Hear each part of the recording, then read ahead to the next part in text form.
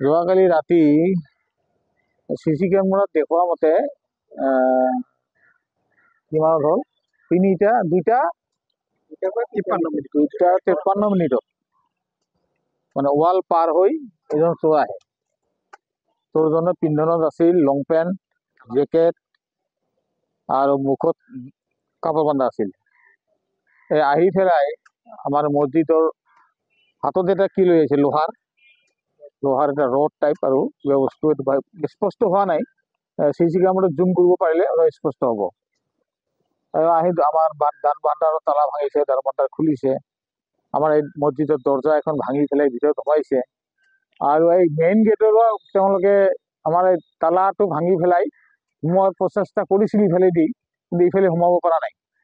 সিহঁতে চিচি কেমেৰাত দেখা মতে সিহঁতে এই ৱালখন পাৰ হৈ, আমাৰ যিখন উত্তৰ ফালে ৱাল আছে, ৱালখন পাৰ হৈ পেলাই সোমাইছে। এই পৰিস্থিতিত আমি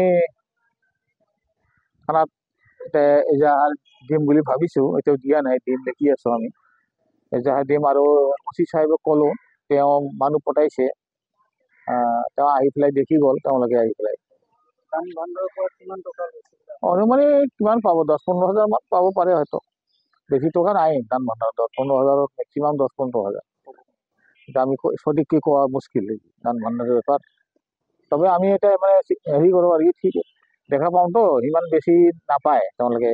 আমাৰ দান ভাণ্ডাৰত ইমান টকা জমা নহয়। মাজতে এবাৰ খুলিলোঁ, শ্বৰ্ট টাইমৰ কাৰণে আমি অনুমান কৰিছোঁ যে 10-15 হাজাৰ এনেকুৱা পাব আৰু। এইটো ডাঙৰ কথা নহয়। ডাঙৰ কথাটো হ'ল চোৰটো সোমাই আহিল, আমাৰ দৰ্জা ভাঙিলে, দান ভাণ্ডাৰটো ভাঙিলে, আগফালৰ গেটখনৰ তালাটো ভাঙিলে। তেনেকুৱা হ'লেতো পৰৱৰ্তী পৰ্যায়ত ইয়াত আমাৰ দোকান আছে বহুত। এই চোৰজনক যদি কৰায়ত্ব কৰা নাযায়, ধৰি পেলাব নাযায়, চিনাক্ত কৰা নাযায়, তেতিয়াহ'লে এই দোকানবিলাকৰ তেওঁলোকে চুৰি কৰিব। ৰাতি আহি পেলাই সেই ৰ'দ যি অস্ত্ৰ আনিছে, সেই অস্ত্ৰৰে তেওঁলোকে দোকানৰ তলাবিলাক খুলিব, লক ভাঙিব। ইয়াত আমাৰ দোকান আছে, ভালেকেইখন দোকান আছে, সোণাৰুৰ দোকান আছে ওপৰত। তেওঁ এটা হ'লচেলৰ শ্ব'ৰুমৰ দৰে এখন দোকান আছে সোণাৰুত, তাতোতো সোণ টন থাকে, তেনে ৰিক্স হৈ যায়। সেইকাৰণে আমি মানে অনুৰোধ জনাম আমাৰ লোকেল প্ৰশাসন, ওচি সাহেবক, যে যাতে সেই চোৰজনক কৰায়ত্ব কৰা হয়।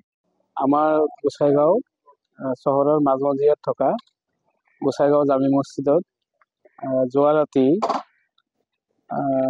2টাৰ পৰা 3টা বজাৰ ভিতৰত